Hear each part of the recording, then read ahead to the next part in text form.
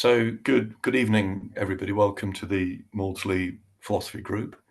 We're delighted to have Professor Karl Friston speaking to us this evening about predictive coding and neuropsychiatry philosophical implications. And so following our usual format, Professor Friston will speak for about 45 minutes.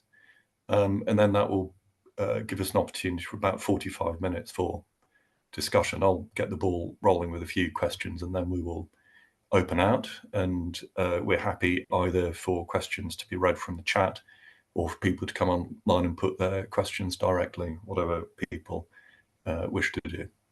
And so we, in a sense, of course, Karl Friston needs no introduction. He's a very extremely eminent neuroscientist who has made major innovations and advances across different fields, both in terms of the development of brain image analysis approaches such as statistical parametric mapping and dynamic causal modeling. So really important, very widely used tools, which are really in perhaps, true to say, the foundation of much contemporary neuroimaging analysis. But then latterly developing important theoretical perspectives of the Bayesian brain and related concepts. And we'll be hearing about some more about that today. So without further ado, I will hand over to you, Karl. Thank you. Well, thank you. Thank you very much for having me. It's a great pleasure to be able to speak to you. I confess I feel like a slightly naive dinner guest who's bought a cheap bottle of wine to an evening meal, in the sense that I am going to bring theoretical neurobiology, a little bit of psychiatry, but absolutely no meat in terms of the philosophy. So I'm rather hoping that the first 45 minutes will be me wittering on, at which point I will be stopped, and then we can get to the substance of it. So if you can supply the philosophy, I'll do the sort of predictive coding and neuropsychiatry. So I'm going to try and go through this quite quickly because I think we're all anxious to get to the discussion, which in my experience is usually the most interesting part of these sessions. The presentation is going to have three basic parts. I'm going to set up the notion of disconnection in the brain, particularly at the level of synaptic connectivity, and how that might underwrite psychopathology with a special focus on psychosis and in particular schizophrenia. I'm then going to stand back and then review the computational explanations in terms of the brain as a belief updating machine or an organ of inference, as read through the notions of active inference and predictive coding, with a special focus on the encoding of uncertainty of our beliefs, where precision is just the inverse of uncertainty. And then if we have time, I'll just show a couple, one numerical study, a simulation study, where we tried to induce psychopathology by changing the estimates of precision or uncertainty and see what ensued in terms of the synthetic belief updating. So the basic idea I'm going to pursue, very simple, is if it's the case that we can describe psychology, namely action, perception, cognition, and everything else, in terms of a process of inference, a process of sense making and possibly planning, having made sense of your sensations, then it must be the case that psychopathology can be read as false inference. And I mean that in a very straightforward way, the kind of type 1 and type 2 errors that you'll have come across at school and in your statistics, namely type 1 errors inferring something is there when it's not, for example, hallucinations and delusions, or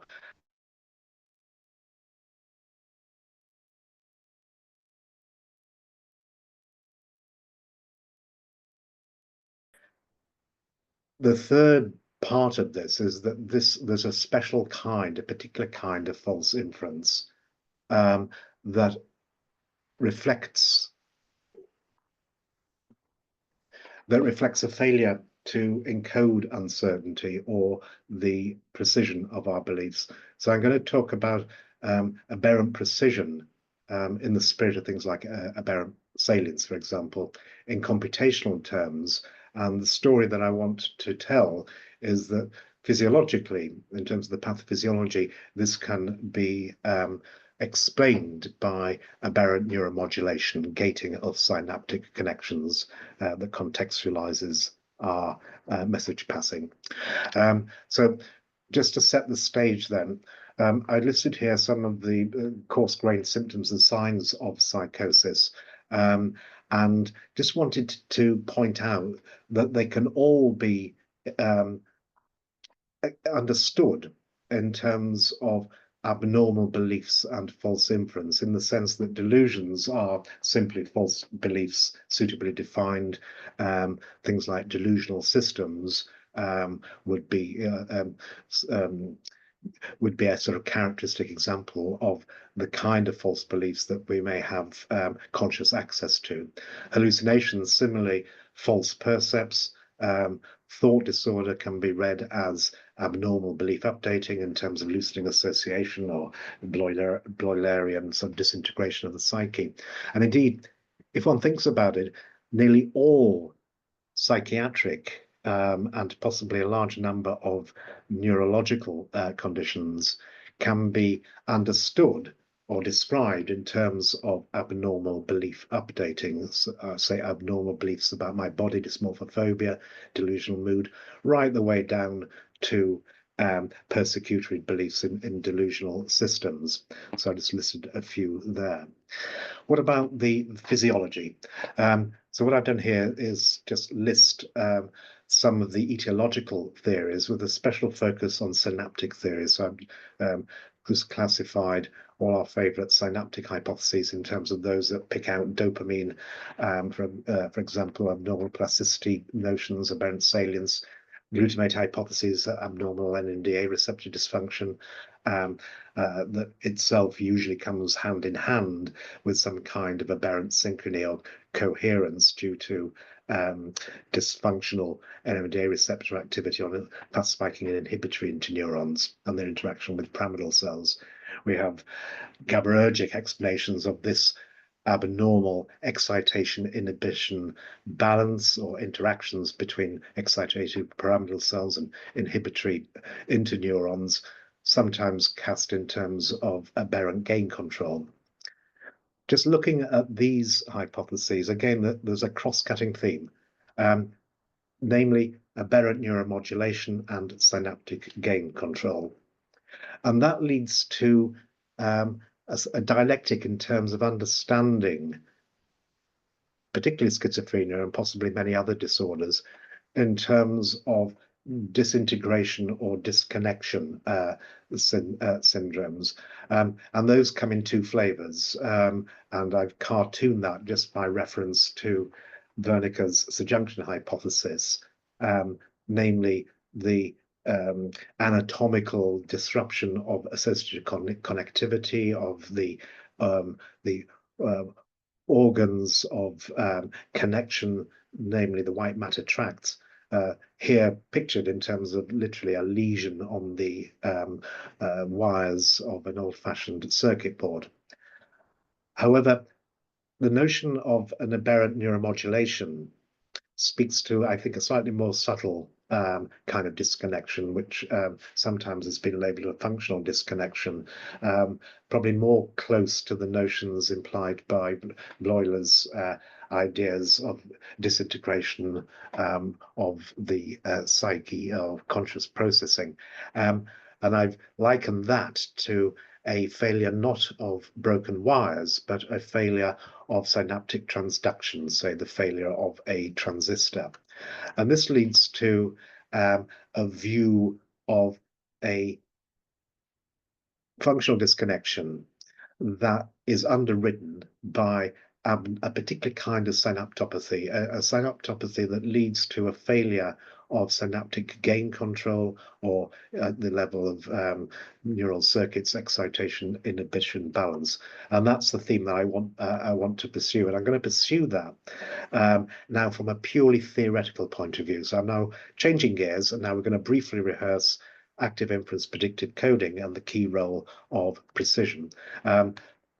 For those of you who are not familiar with the tenets of predictive processing, you can probably start at Plato. I've chosen to start here in terms of the genesis or the legacy on which these ideas rest in the 16th century with this famed oil painter, famous for paintings of still lifes, or still life paintings that, when viewed from a different perspective, give you a very different visual impression.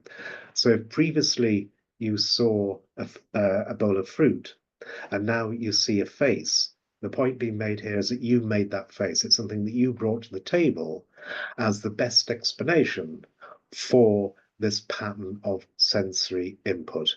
So the idea here is the brain is very much an organ of construction, constructing hypotheses, fantasies, explanations that explain the most likely cause of the patterns of sensory inputs.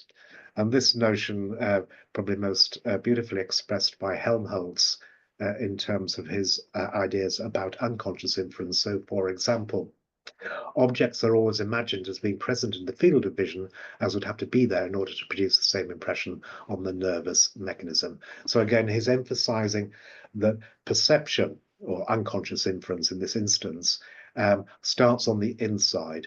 As Andy Clark and Neil Seth would say, perception is very much an inside-out process as opposed to extracting information in an outside-in fashion.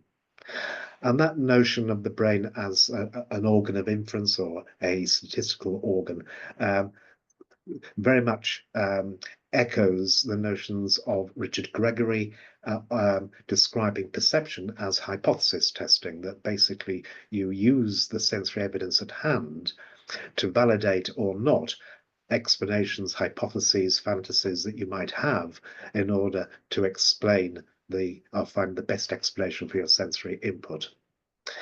So these ideas have been used to great effect in machine learning and beyond. For example, Geoffrey Hinton and Peter Dayan actually built a Helmholtz machine as a metaphor or a mathematical image of the Bayesian brain, borrowing from probability theory, Bayesian probability theory, and specifically the work of Richard Feynman in making this kind of inference to the best explanation feasible and indeed biologically plausible. So let's come back to Helmholtz and the notion of impressions on the nervous system. So I'm cartooning that here in terms of, if I had this pattern of sensory input on my sensory veil or on my sensory epithelia, if it's the case that I am engaged in trying to predict what would be the best explanation of that, then I'm in the game of trying to infer what could possibly have caused and what is the most likely explanation of this particular pattern here. Is it leaves or is it birds? So how is that done? From a mathematical computational point of view, it's actually very simple. And I've written this process of belief updating or inference, the process of inference, in the form of, if you're an engineer, you would know as a Kalman filter. If you're a neuroscientist, you may recognize this as a mathematical description of predictive coding. And the way it works is as follows. Imagine that I had mu stands in for some expectations or beliefs about subpersonal Bayesian beliefs about the state of affairs out there causing my sensory input. And if I know the states of the affairs out there beyond the sensorium, then I also can predict what I'm going to see next. So the dot means the change in my beliefs.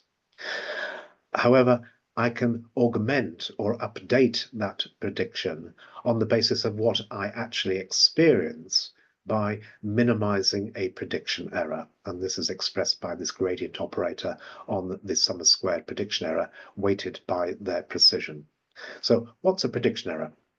Well, imagine I had this sensory impression on my retina, and I had some internal representation represented by neural activity, that this was caused by a howling dog.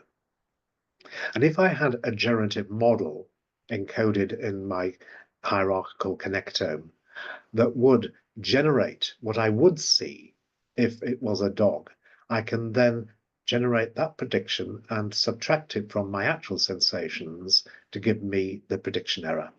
So the prediction error is just a mismatch between what I am sensing and what I predict I would sense if I got the right explanation. And all this equation is saying is that this prediction error is used to drive changes in my expectations mu in a way that the prediction errors vitiate or eliminate themselves. They resolve themselves by a process of belief updating that is driven by these ascending prediction errors. Now, of course, I'll never know what the true state of the world is. In this instance, it was actually a cat, not a dog, but that doesn't matter. As long as I can keep my prediction errors resolved and minimized for the amount of time that I exist, then job done.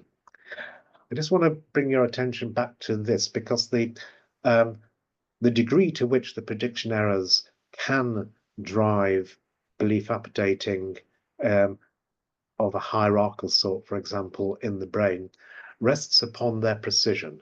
It rests upon the inverse uncertainty, the signal to noise that we estimate we should afford these particular prediction errors. So this is going to be a very important quantity in trying to understand the pathophysiology and the psychopathology in the first part of the talk.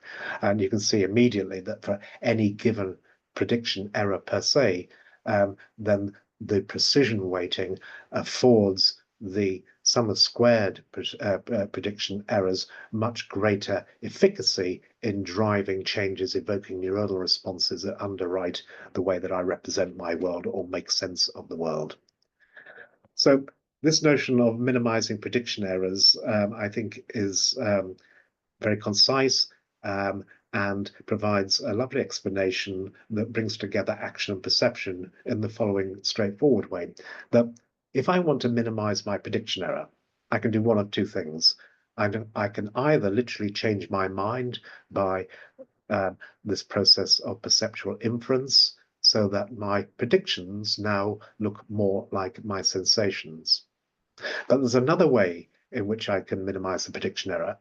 I can actively resample my sensations by moving my eyes, changing the way that I palpate the world visually, or indeed with my fingers, in order to sample new data, new sensations that conform to my predictions. So this means that the action will look as if it's in the service of realizing predictions and thereby providing data that can be assimilated or accumulated in order to generate what I'm going to see next.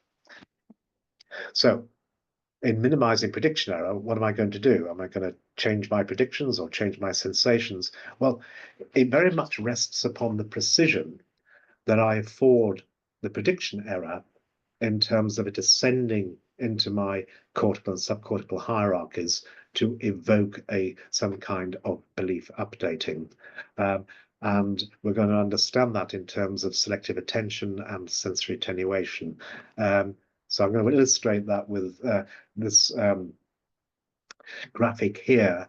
This is not your brain or my brain, this is a bird brain, and you'll see why later, because I'm going to use this as the basis of the simulations at the end if we have time. So what I've done here is just sketch out a cartoon of the auditory hierarchy in a songbird.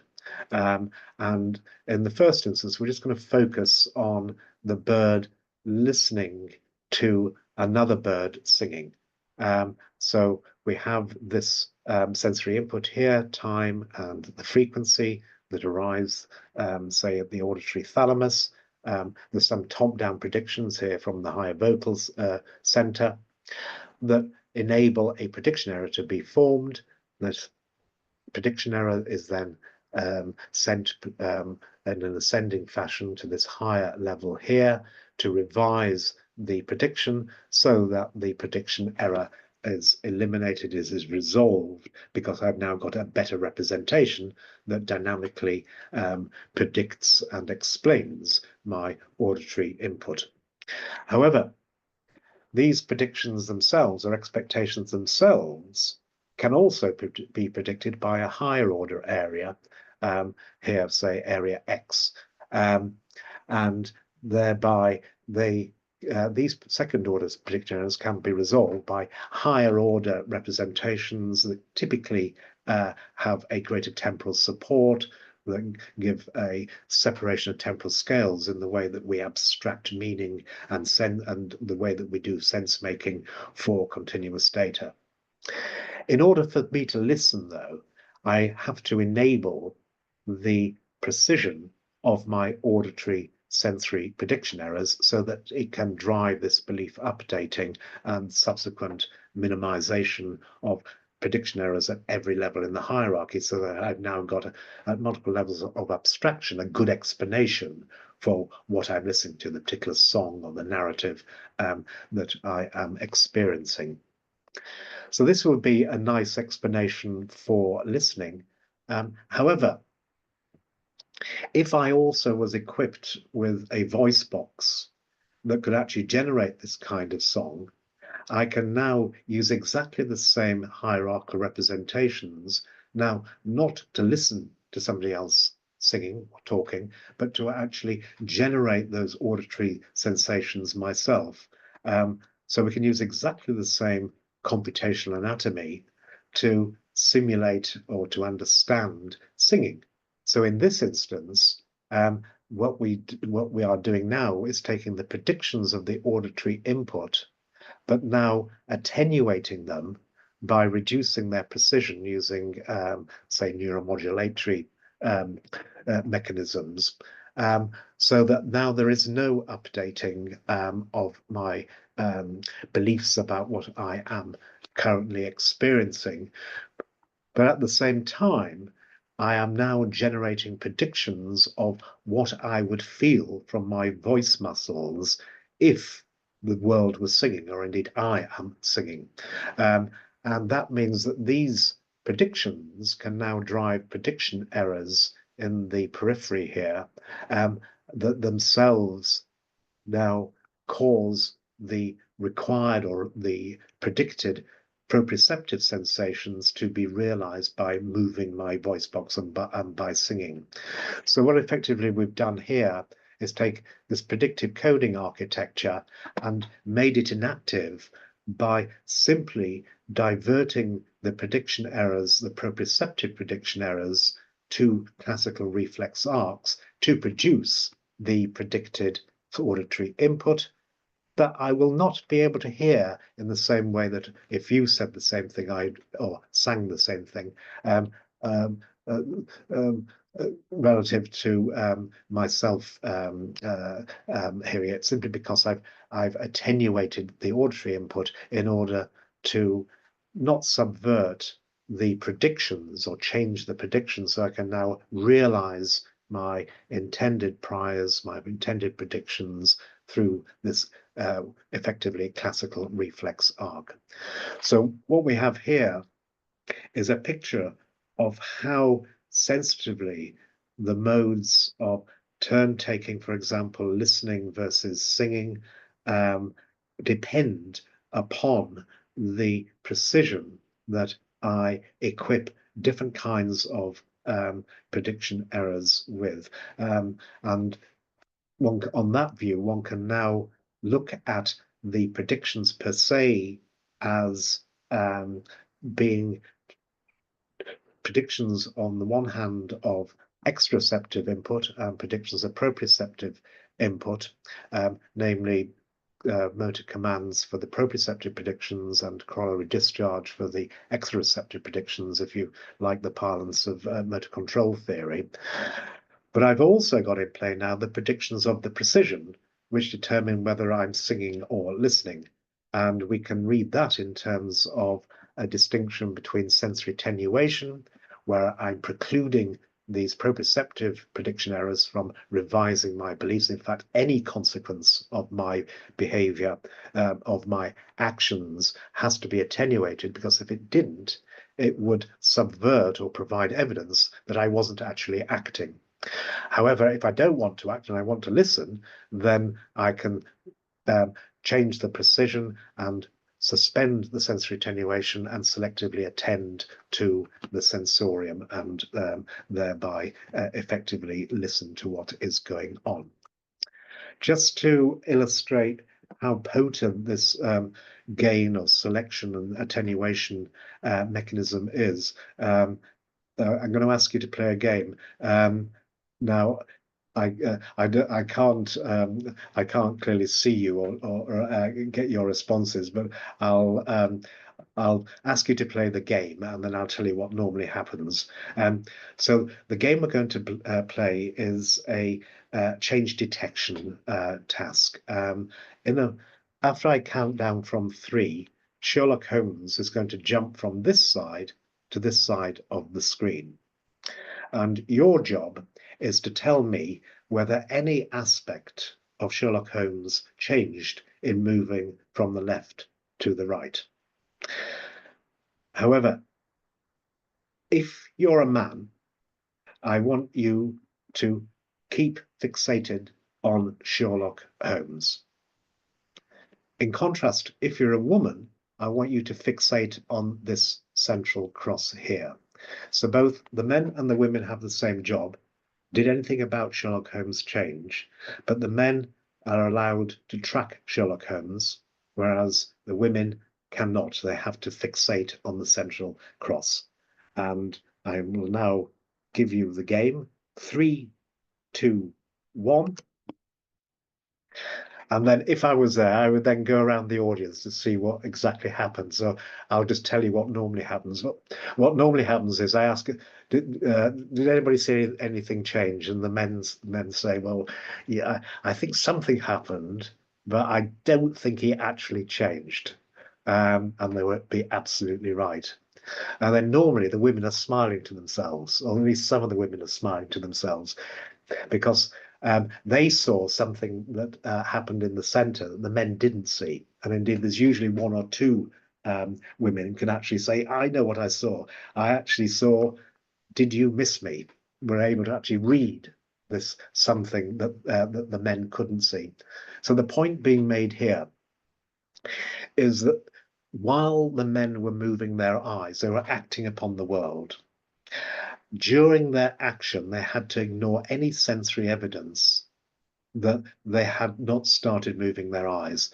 So that is an example, a beautiful example of sensory attenuation called saccadic suppression. The women, on the other hand, were not subject to sensory attenuation and could selectively attend to all the visual input that was coming in, and were therefore able to process and to recognize the text here, did you miss me? The point that this example is trying to make is that this kind of sensory attenuation or precision control is, first of all, hardwired. It is cognitively or volitionally impenetrable. You can't change it, and also it's very, very fast. So we make saccadic movements of this sort every 250 milliseconds. So that sensory attenuation only lasts for about 20 to 50 milliseconds.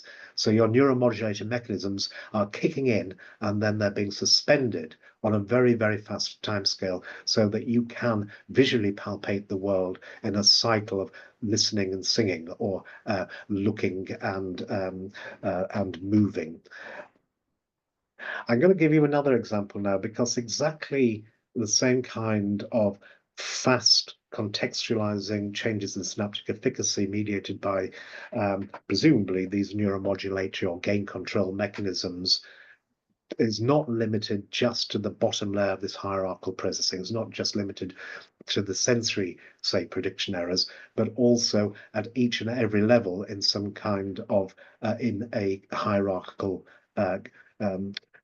cortical hierarchy or subcortical hierarchy. So this is another, it's not a game this time, but just an illustration. So imagine I showed you this pattern of sensory input. And your brain was trying to work out what's the best explanation for this particular pattern. Is it a pile of pebbles or is it a pile of coins? And you probably, with a certain degree of precision, elect to explain this as a pile of pebbles. But if I give you a different prior belief now, a different kind of explanation for this particular pattern, you now have a much more precise understanding of how this pattern of sensory input was caused. It was caused by a face. So now you can augment and increase the precision of your prior beliefs, your beliefs that lie at a deeper level in your deep or hierarchical generative models. And the interesting thing is, you can't reverse that. So even if I represent the same stimulus, you can't unsee the face. And that's because certain synaptic connections now have found a better explanation. And now, again, beyond volitional control, they are now privileging this particular perceptual hypothesis, this face representation, in terms of explaining away the prediction errors. So now I want to ask you, imagine that this mechanism in your brain had failed. What would it be like to perceive? And how would you make sense of the world if you didn't have this ability to to attenuate and to selectively attend in the right kind of way, to pick out the right kinds of explanations for the sensory input? And that question is asked so that one way of answering that question is, well, perhaps this is an explanation of a computational sort for the kind of false inference that we started with. I've just summarized this formulation here with reference to Rick Adams' paper on the computational anatomy of psychosis as a failure of precision control or synaptic gain control or excitation inhibition balance of the sort that emphasizes a failure of sensory attenuation, which means that you would not be able to move or act in a fluent way because you would not be able to attenuate all the evidence that you're not acting or you're not changing in a fluent way. And one can then read things like attenuated violation responses, a loss of perceptual gestalt, psychomotor poverty, and a resistance to illusions as all consequence on this failure of sensory attenuation. The resistance to illusions derives from the fact that illusions are basically the way that psychophysics experimenters elicit your prize. You can't have an illusion unless you had a prior belief about this and that. But if you can't ever instantiate a precise prior because there's a failure to attenuate the sensory precision, then you will not be able to form illusions, and you'll be paradoxically better at sense making given any sensory input because you won't have these inductive biases or illusory biases that inherit from the priors. So a neuromodulated failure of sensory attenuation can explain a lot of sort of false negatives or negative symptoms, not symptoms, but signs of schizophrenia, particularly sort of the psychological or perceptual or the soft neurological signs. So what might you do about this? Well, if I can't attenuate my sensory precision, perhaps I'll compensate by increasing my prior precision. What would that look like? Well, then I'm going to have a kind of disconnect because I'm overly confident, imbuing my explanations with too much precision in relation to the evidence at hand. And the sort of picture that emerged from this story is a sort of a compensation to a delusory state where you're making false positive failures, errors of inference. For example, say hallucinations or, well, possibly delusions.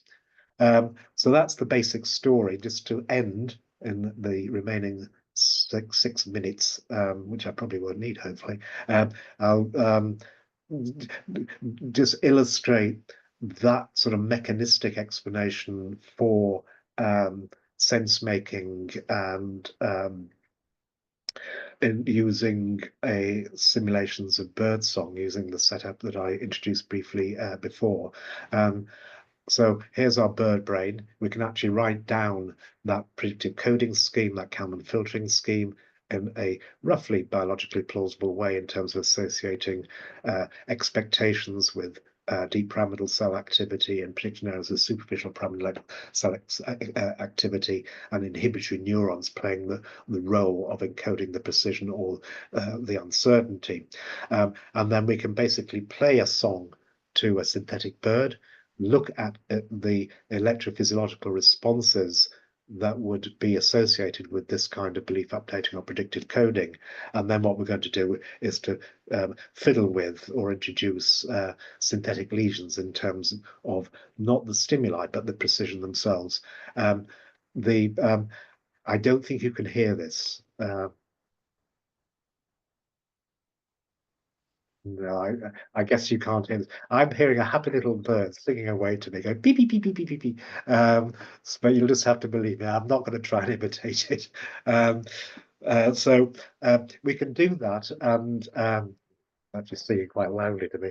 And we can basically simulate prediction errors. And these can be treated very much like sort of either EEG or MEG or perhaps local field potential responses, picking out the activity of superficial pyramidal cells. And what I'm going to do is change the sensory attenuation and see what happens. And in particular, what I'm going to do is play the song, but then stop the song at a particular point after 1, 2, 3, 4, 5, 6 little chirps. So the bird is expecting the ensuing chirp to occur, and the normal bird will elicit a prediction error due to this omission. So this is a particular kind of mismatch negativity paradigm, simulating an omission-related response, which is, to my mind, a really important piece of empirical evidence for the predictive brain, that you actually excite a response when something's not there. And we can see this prediction error, simulated prediction error, and we can read this as a sort of a nice mismatch negativity. Now, what would happen if I just repeated exactly the same experiment, but this time with impaired sensory attenuation? So in this instance, the first level prediction errors are now afforded or equipped with too much precision. And what tends to happen is that you are now not able to call upon your prior beliefs in a way that you don't actually perceive some things which you which did not have great sensory evidence before. So the this bird doesn't actually perceive this chirp here. However, this bird more precisely or more accurately is able to recognize the violation or the omission, so that there's an attenuation of the mismatch response. So this is paradoxically, this bird is actually recognizing that the song has terminated from its point of view, not in an unusual way, because it had less precise or afforded less precision to the sensory evidence. More precision to the sensory and less to the prior, its prior expectations. And then finally, I'm going to compensate for the impaired sensory attenuation by increasing the prior precision. So now this bird thinks it knows exactly what's going on, but in virtue of the fact that it's overriding the prediction errors from the sensory input, it completely loses it. There is a disconnect between its posterior beliefs or expectations and what's actually going on. If you could hear it, it sounds horrible. It's a sort of whining bird, but has no prediction errors because it has now, in a relative sense, removed the precision from the prediction errors. So this can be regarded as a really simple but possibly didactic simulation of predictive coding, where we've deliberately simulated false inference just by changing the representations of precision or uncertainty of the sort associated with neuromodulatory control. So that's the story or the narrative I wanted to explain. Just to summarize, effectively, we're associating false negatives of false inference with the negative signs and trait abnormalities of psychosis, and the false positives to the positive symptoms of a florid psychotic state.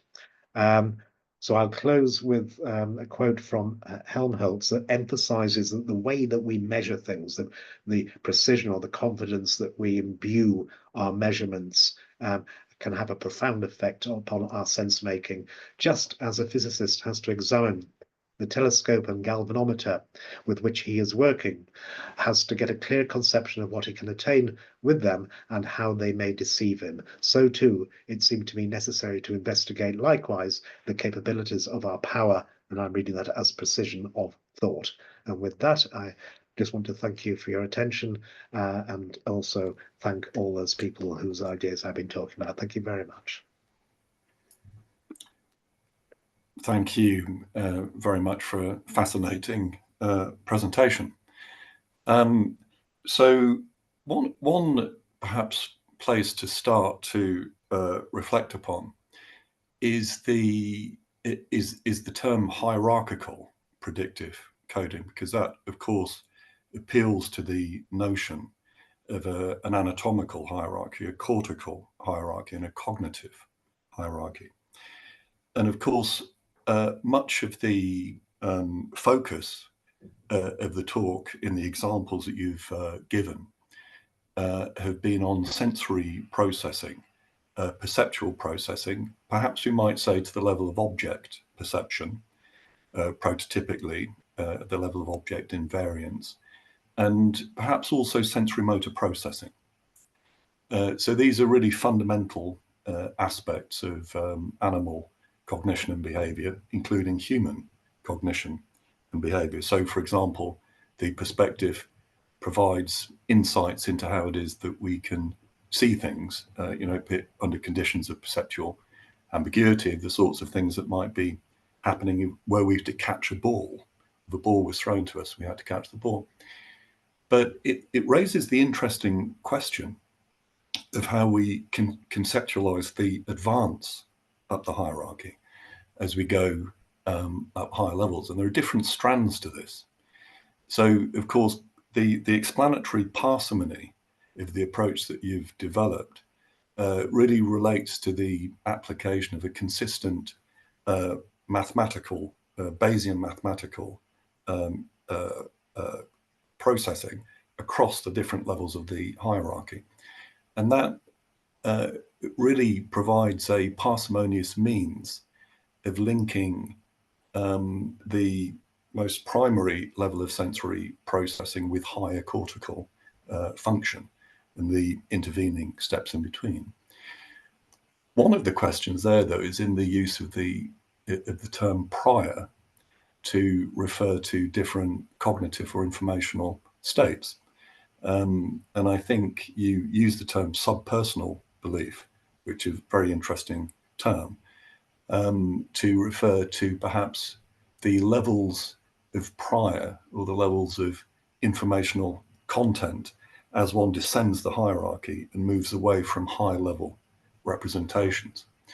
But if we think about those high level processes, the higher cortical functioning, we might think of a typical definition of a belief as a definition of Don Sperbe as a disposition to assent to or act in accordance with some proposition. So there's a notion that there's an emphasis upon the notion of the propositional content as beliefs as they're normally understood in philosophy, for example. So then that raises a question, I think, as to whether the hierarchical predicting coding framework in itself actually can accommodate all types of higher cognitive functioning. So, for example, there was a strong tradition, I think, stemming from split brain research, people like Kazanaga, who became very interested in the idea that beliefs represented a type of interpretation of self-generated behaviors, which often in split brain research could be shown to be erroneous, that they were interpretations of our own behavior. Whereas I take it that the emphasis in hierarchical predictive coding is that higher order representations may actually constrain functioning across the cortical hierarchy because of this understanding of the conjoined influence of different levels as you move up and down, this message passing. So I'm just interested in how you think about where higher cortical functioning fits into the picture here, and how would you think about examples where people, say within the context of neuropsychological lesions, or indeed in ordinary cognition, can be mistaken about the causes of their behavior?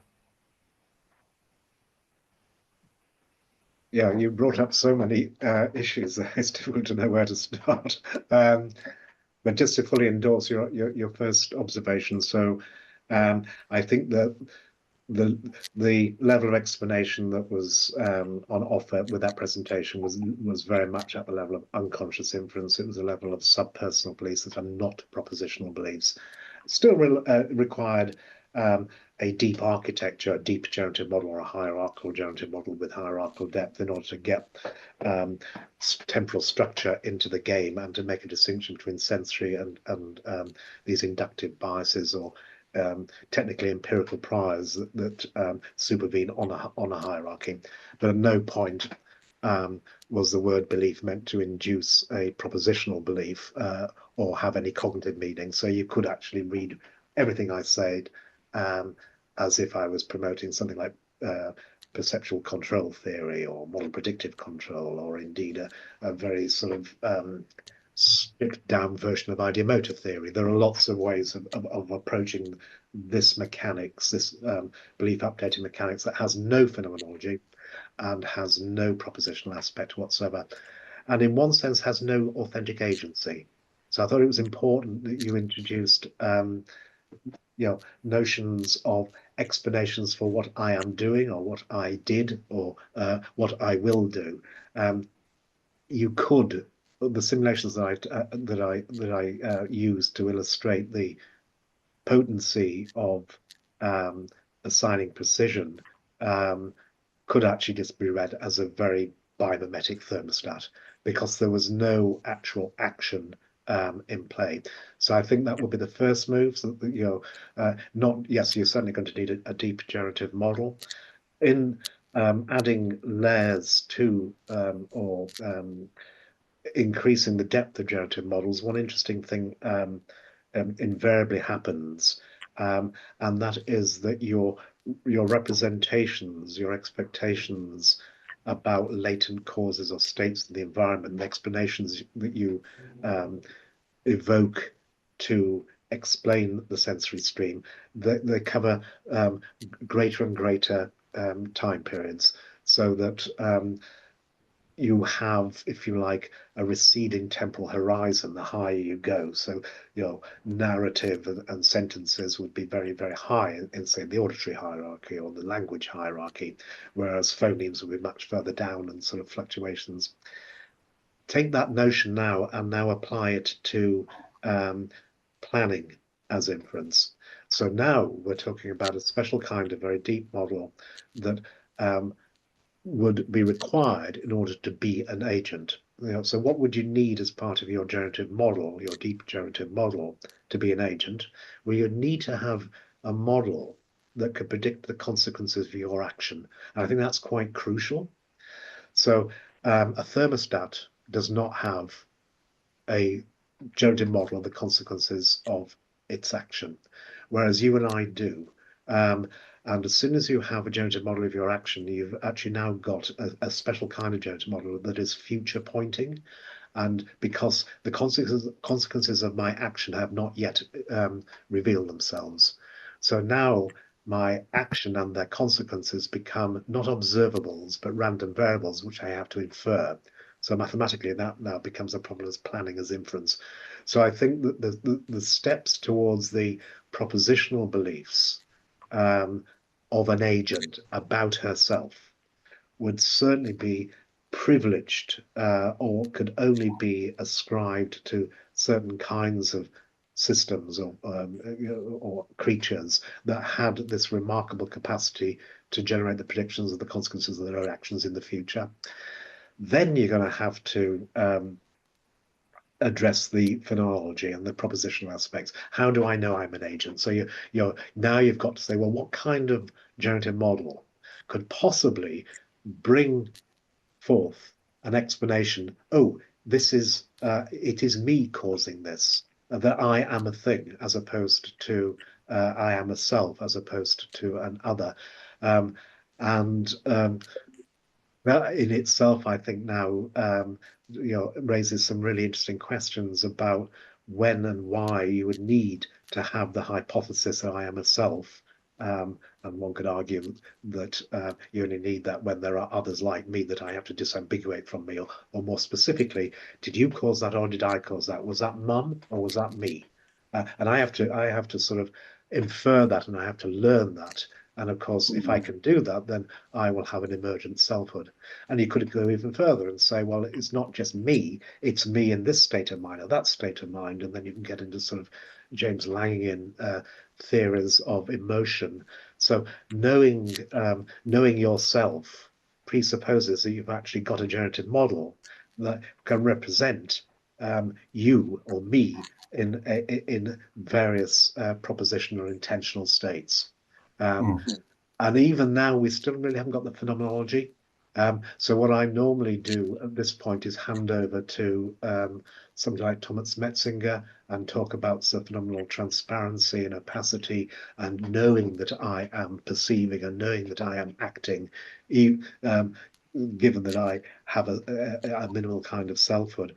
The final interesting twist here is that most of the arguments I read about in philosophy rest upon the notion of not overt action as an agent, but covert action, action on the inside. So what would that be in this kind of framework? Well, it would be the ability to change the precision.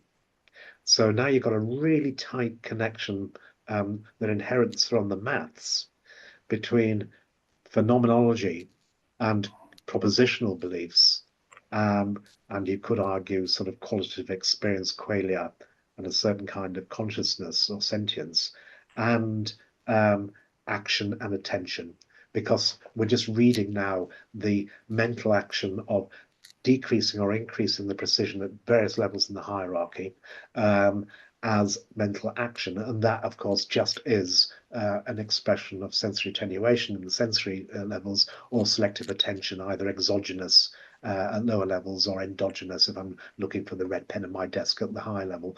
So there's now an emergent link between attention, mental action, and propositional beliefs. So that you brought so many different issues to the table, and I think you'd have to take each one of them very carefully and say, what would you need of a generative model to even talk about this kind of competence and functionality and phenomenology? Thank you very much. I see we have some other questions coming. So what I may do actually is invite others to speak. Perhaps I will ask one actually, and then sort of hand over. It follows on from what you've been saying actually, but it really goes back to this idea of that human cognition is really characterized by the elaboration, evolutionary development of the of large-scale neurocognitive networks that support abstract cognition. And a number of interesting and important terms have been developed to try and capture that. Of course, we have symbolic cognition and representation, but also stimulus-independent thought, offline representation, perceptual, and coupling the notion that much human cognitive process is so-called distant from input. And so this is the notion that there is a very important class of cognitive phenomena which are absolutely central to psychiatry, which are uncoupled from immediate sense perception and motion. And so perhaps the image, think of the prototypic image of the patient lying on a couch and just sort of thinking in classical Freudian psychoanalysis to illustrate that sort of stimulus independence.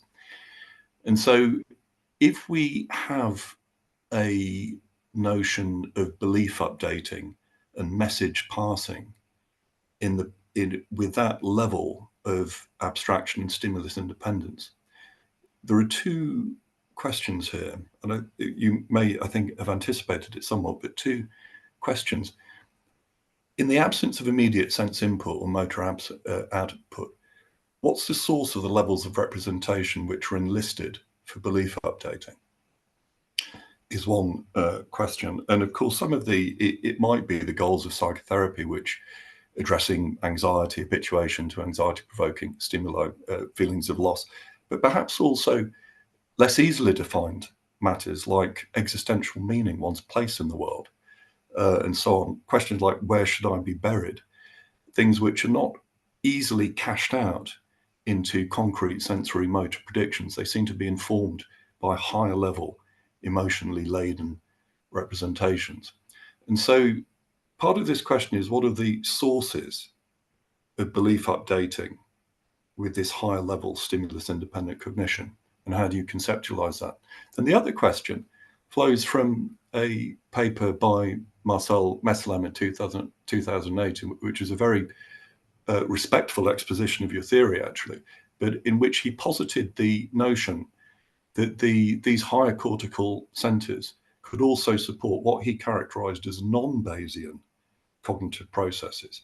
So the question there is, do you think is it conceivable that the brain actually supports processes which are Bayesian in character, as captured, for example, in hierarchical predictive coding, but there can be a sort of dynamic interface with a class of processes which are non-Bayesian in character? Or do you think that your framework is essentially encompasses all cognitive processes? Again, you've brought so many things to talk about. I'll try and be precise. Yeah, I wouldn't over reify the notion of Bayesian. Bayesian is just a euphemism for probabilistic information theoretic description of neuronal dynamics as doing some kind of inference. So there can be no non-Bayesian. In fact, mathematically, according to the complete class theorem, it is provably so that everything can be described as Bayesian under a certain set of priors. So I think you're asking something slightly more subtle there, which is when you divorce your belief updating from sensory evidence, how can that be manifest or evinced in you and me? And one could argue that's actually 99% of our belief updating. And I think it emerges at a number of different levels. Just coming back, and there are three, I'll just very briefly mention. So the first level is that to discuss self has to be an agent. You can't be a self unless you have agency. To have agency, you have to have a generative model that predicts the future, which means that immediately you're talking about things that have generative models of counterfactual realities that may or may not be attributed to me, but there's certainly counterfactual realities that could emerge in the future. And I think this is, it's requisite. So this kind of stimulus divorced processing is mandated by anything that you could call an agent. And remember, to be a self, you have to be an agent first. So, that's why I say that I think the majority of our processing is rolling out into counterfactual futures and selecting the one that is I a priori think is most appropriate for something like me. But I have to, and then I've used the word selection there. I could use that in the sense of Bayesian model selection, but I could also use it in terms of free will, in terms of selecting that future or that future. the other sort of perspective on this is that we it's not just in psychiatry and indeed not just in our living in our our lived experience of the lived world, that this kind of sequestering from the sensorium is a necessary aspect of sense making. We fall asleep. We spend, say, a good proportion of our life completely divorced, with a neurochemical shutdown of everything apart from oculomotor proprioception, hence rapid eye movement sleep. So where did that come from? I mean, the evolutionary pressure on not sort of disengaging from the sensorium is enormous. So that tells you immediately that there is something really important about shutting up, divorcing sequestering yourself from the sensory input, and just thinking about things. And indeed, mathematically, this would be read in terms of maximizing marginal likelihood or model evidence through minimizing complexity, or finding the simplest explanations for what's going on. Synaptic regression, if you wanted to talk about it purely synaptic terms. The third issue that I think you may or may not have implied is comes back to this special competence or special aspect of generative models that you and I and our patients entertain. That if I have a model of self, then I have a model of other. That means that I've grown up in a universe, in an eco niche that is composed of other things like me.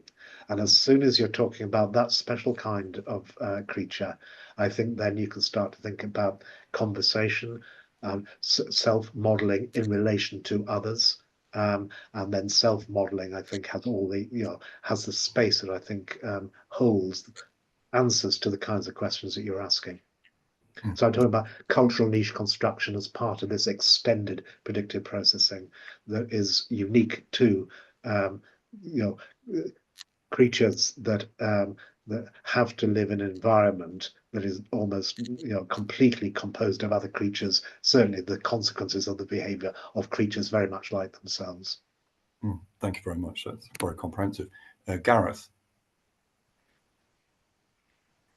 Thanks very much. Really fascinating. I wonder if I could ask one question. One is more clarification, and then the other is more of a, I suppose, more of a philosophical observation. So the first one is in relation to predictive coding theory, the theoretical bit of your presentation, that a lot of what you were talking about was the concept of precision. Now, I mean, I'm not in this area, so I'm not following it in great detail. But of course, the concept of precision is different from the concept of accuracy. And I noticed when you were talking, you were sort of interchanging the two words. And I wondered whether, is predictive coding really fundamentally anything to do with accuracy? Or are we really talking about noise and noise reduction in the sense of precision? So that was my clarification question. So shall I address that first, and then yeah. So technically, that's an excellent question. So technically, I only used the word accuracy once, and that was in relation to the amplitude of the mismatch negativity, precisely because it has a very distinct meaning from precision. So accuracy is technically you can write down the evidence for your model, which is a way of scoring the goodness of your model in explaining your world, your eco niche, in terms of accuracy minus complexity. So I think it's important to put that out there, which has got nothing to do with precision at the moment, simply because that does mean, because accuracy is an attribute of data, of sensations. So if I have an accurate explanation, it is of some data. Therefore, accuracy is an attribute of sensory input. But just go back to our previous exchange. What about the situations in which there is no sensory input, when I'm asleep or thinking or mindful or closing my eyes? Then does that mean I can't improve my model? No. You can still be Bayes optimal by minimizing the complexity. So accuracy, I think, is a really important concept, and it's a very important part of the ultimate objective function under this Bayesian or predictive processing framework. But it's not the whole story. Complexity is very important. The interesting technical link here is that to be able to evaluate the complexity, the degrees of freedom I'm using up in terms of providing an accurate explanation of this sensory input or this content if I'm a large language model, I need to actually encode my uncertainty. So that's where the precision gets in. So you're absolutely right. The precision is not the accuracy. The precision is an attribute of my beliefs and Bayesian beliefs here. And this is really quite, perhaps I can explain it in a sort of straightforward way just by saying that if I wanted to build a machine, a brain, I could pursue the route of large language models and just represent content every which way that I could. Would that be an appropriate representation of a belief structure or a machine that had beliefs? No. Why? Well, because I may know the content, but I don't know the uncertainty. So a belief structure has an uncertainty or a variance, an inverse variance, which is the precision. So I have to equip my content with a precision in order to make it into a belief. And that's what most machine learning doesn't do, which is why they're very, very bad at being simple and efficient, and which is why they don't go to sleep, or there's no imperative for them to sleep and simplify, because they don't represent what they don't know.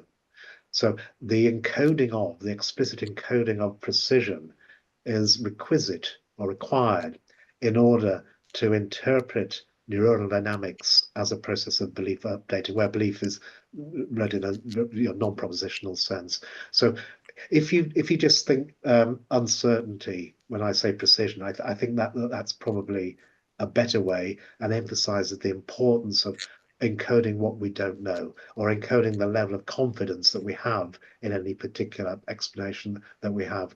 And that's the distinction between predictive coding and 99% of machine learning that doesn't do this, because it's quite difficult to do.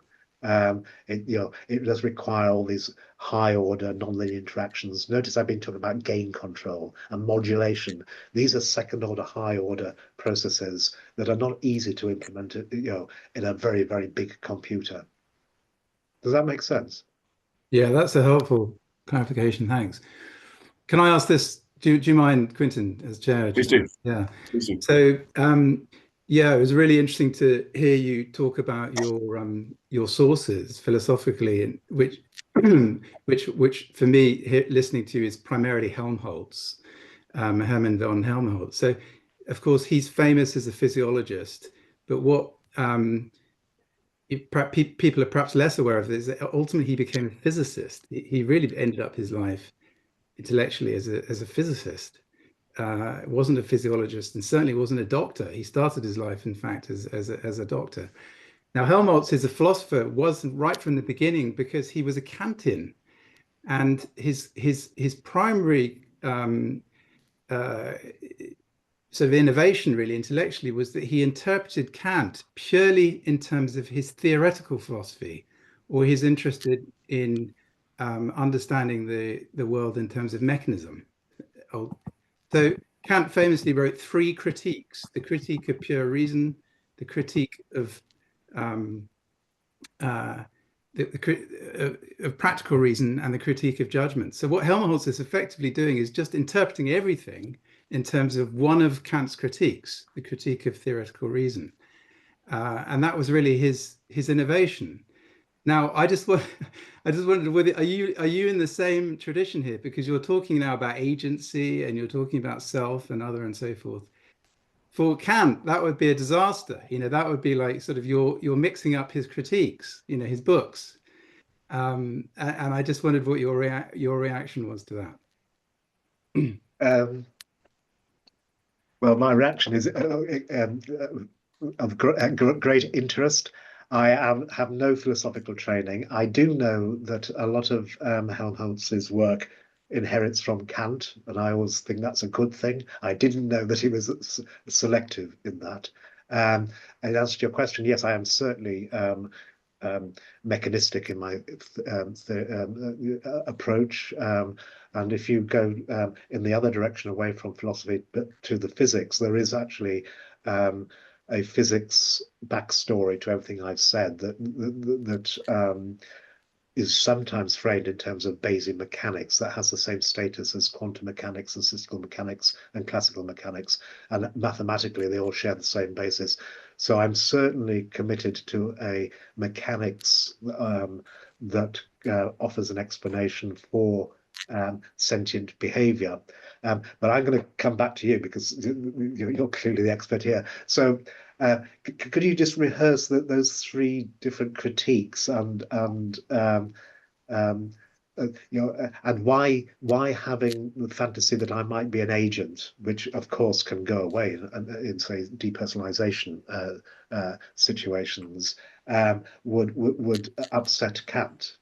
Yeah, I think it's relevant actually to the talk because you see, I think what Kant would say is that is that is that what you're is that the when you're talking about agency or freedom, you're talking about something which is outside of the scope of theoretical reason. This was his whole idea. So this is why he writes another critique on practical reason. This is where freedom is located. It's outside of the realm of theoretical reason. It's outside of how we construct the world mechanistically. And he famously said this is noumenal. This is outside of the realm of theoretical reason. But actually, there's another thing that I think is important here, which is that I think for Kant, the very concept of the normal and the pathological is also outside of theoretical reason.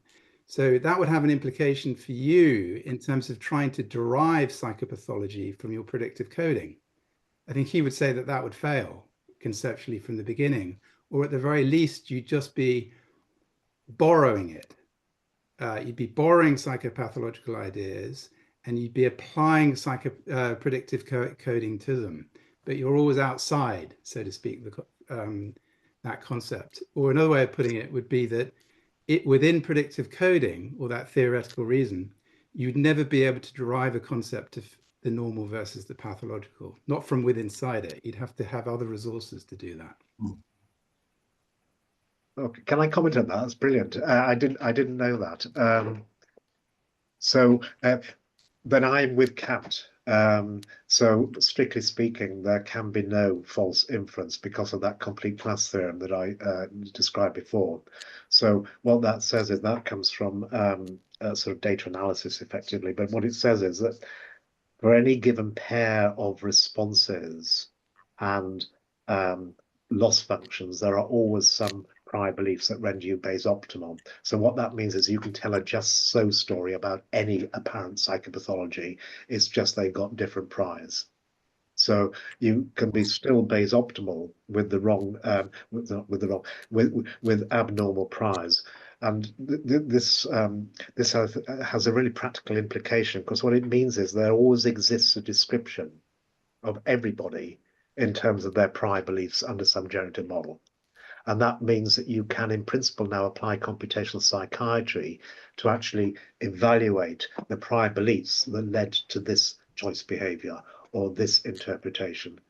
So there's a whole little group of computational psychiatrists explicitly chasing the priors. But that seems very consistent with the position that there can be no broken inference, there can be no pathology. Mathematically, that's absolutely right. So normally when perhaps I should have been a bit more sophisticated in the way that I describe false inference here. So that's actually a really interesting debate. I just actually reviewed a paper for Brain, which I hope will be published, just dealing explicitly with this issue. Is the notion of broken Bayes or false inference, is it the mechanisms of the inference that are broken, or is it the model under which that inference is being made that is broken? Or is the notion of broken even appropriate? I think it's a really interesting question. Thank you. Thank you very much, Gareth, for those questions. I'm going to pass over to a question from Clara Humpston. But in passing, actually, I'll just to follow on from that. So Quine and Ullian wrote a book called The Web of Belief. I believe it was published in 1967 or 68. But in that, they said that it is possible to entertain any belief whatsoever as long as you adjust enough of your other beliefs in order to render it credible. So hence their term, the web of belief, which I think speaks to that issue that you've just identified. So this is Clara from York, who a psychologist from York, University of York. She says, I was wondering to what extent predictive coding could be applied to exclusively internal events, such as thoughts thinking. In schizophrenia, extraordinary symptoms such as thought insertion do not involve any real or hallucinatory percepts, but a fundamental loss of agency of thought. Would you say that thinking follows similar principles as motoric events or actions? Furthermore, the phenomenology of thought insertion is not always congruent with that of a delusional belief. The patient does not actually believe in the alienness of their thoughts. They simply are alien, a non-self. Can we really make erroneous judgments about the source of thoughts? Or is thought insertion better framed as an attempt to explain radical and ineffable transformations in selfhood and subjectivity more broadly? Right. That question should be written down as an article. Beautifully phrased. So I give a dull-minded answer and then just reflect on it. So I think some interesting aspects of that question speak to to certainly my answer, which is that it's all about being an agent and it's all about planning. So I don't think there's any distinction between thinking and even talking to oneself and planning. These are all rehearsals on the inside for the kind of futures that I anticipate, even if it's what I might say. So again, it's this kind of thought insertion, for example, or any description of thinking, I think has to be read if one wanted to simulate these things in terms of me doing something, rolling out into the future, accruing uncertainty as I roll out into the future, effectively planning, which means that I can't be engaging with the sensory input while I'm doing that, while I'm thinking. I have to actually roll out, and you can see this kind of thing in terms of vicarious trial and error behavior, in small animals, models of this process of going through what I am about to do, rehearsing what I have just done without actually doing anything.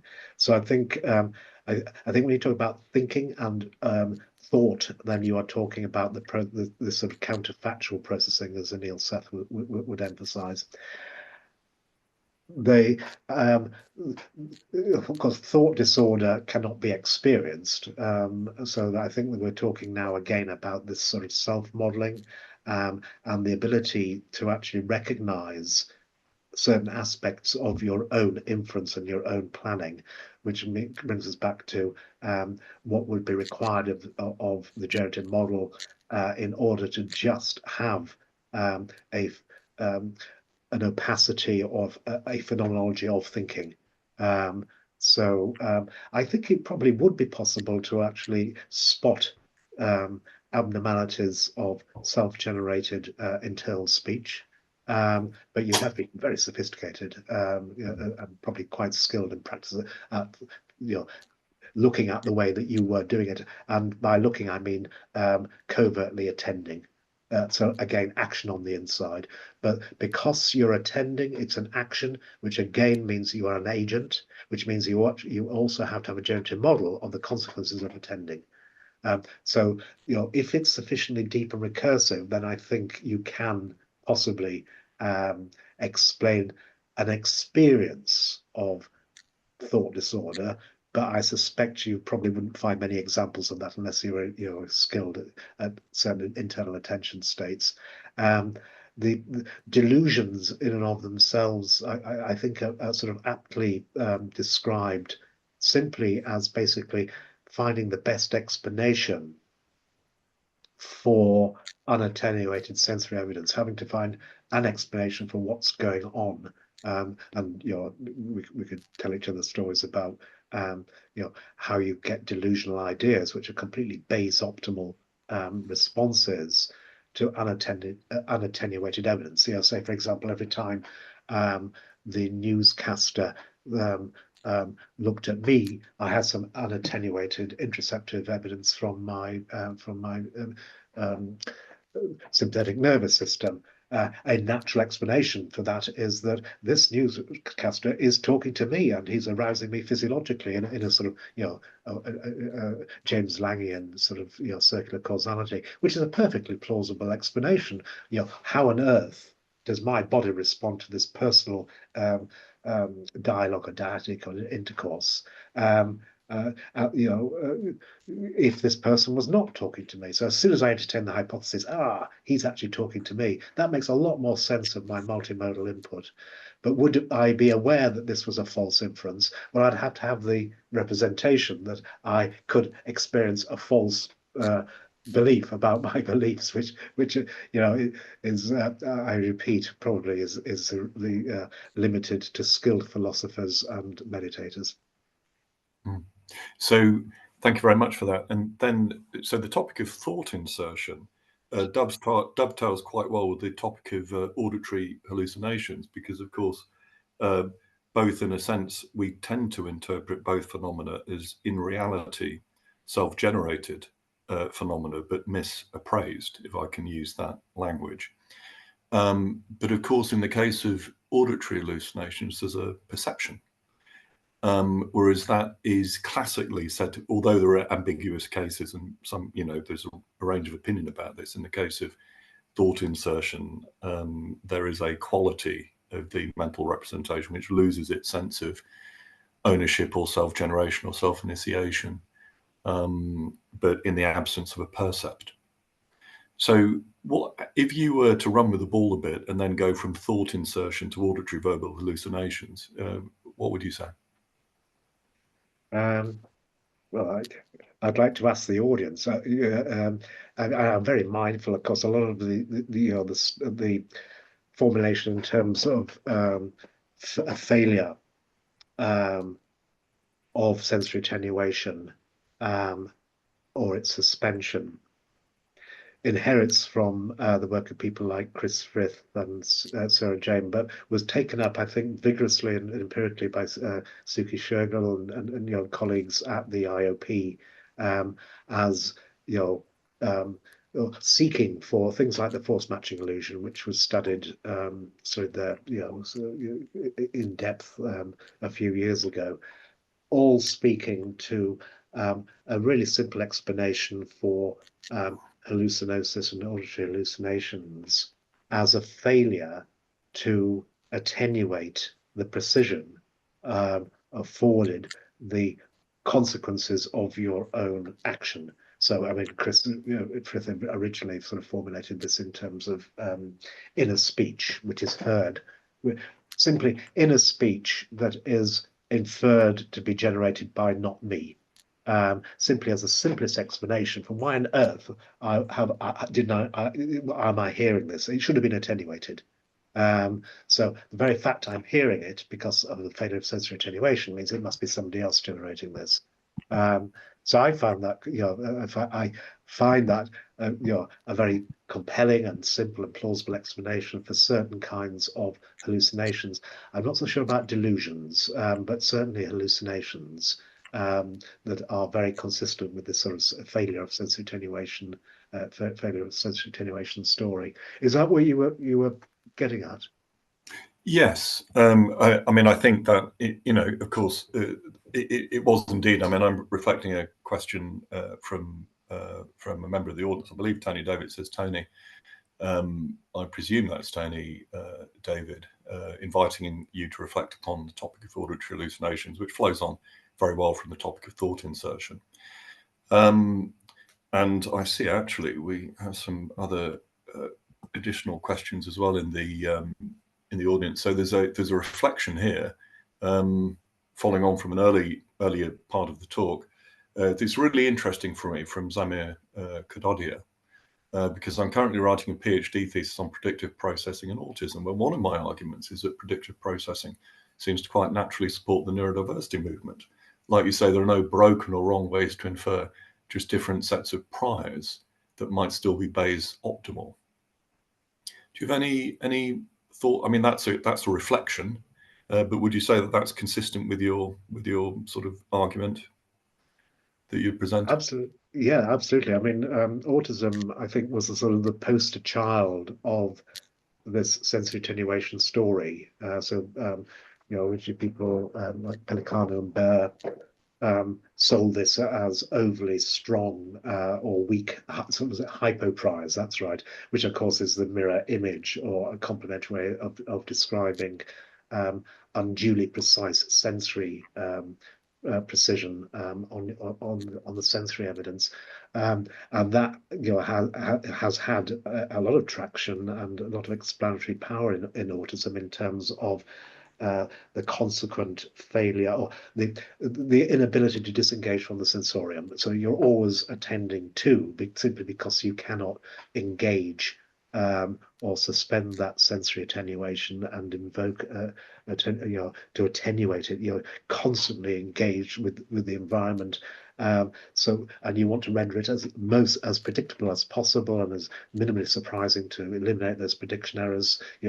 Explain things like self-stimming if one simulates these things, because you never give the deeper prior beliefs the chance to be learned, because they cannot overcome, they can't acquire the right kind of prior precision. You just don't build deep generative models, and you can tell stories that Uta Frith and Francesca Happy tell about the lack of central coherence.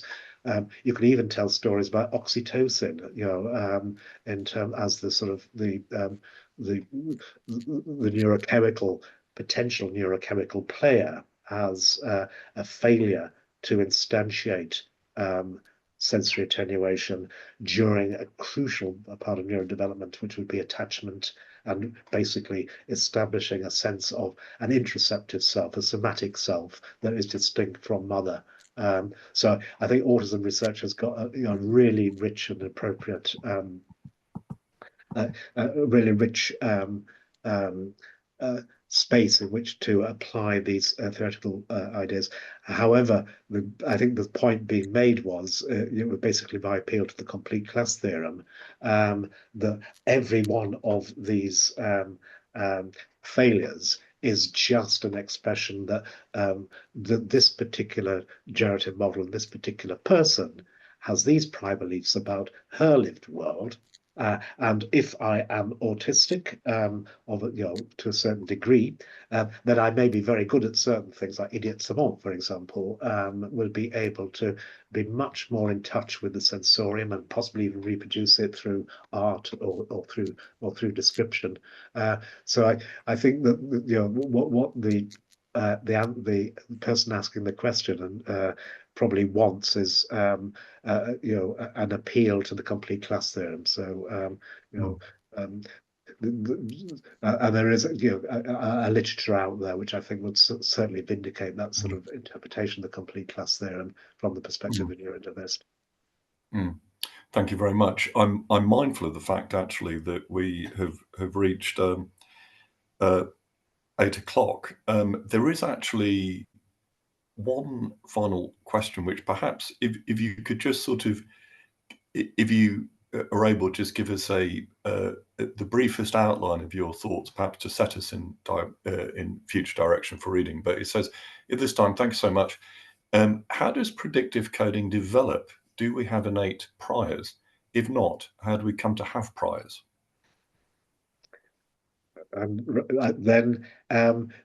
Well, that's a perfect question for sort of future scoping where people might want to take this. So I think we've been talking largely today about belief updating in the moment, making sense in the moment. But exactly the same mathematical principles apply not just to the representations inherent in our generative models, but also the parameters or the contingencies represented by the synaptic weights that endure over protracted periods of time, and that would be known as learning. So exactly the same principles can account for learning.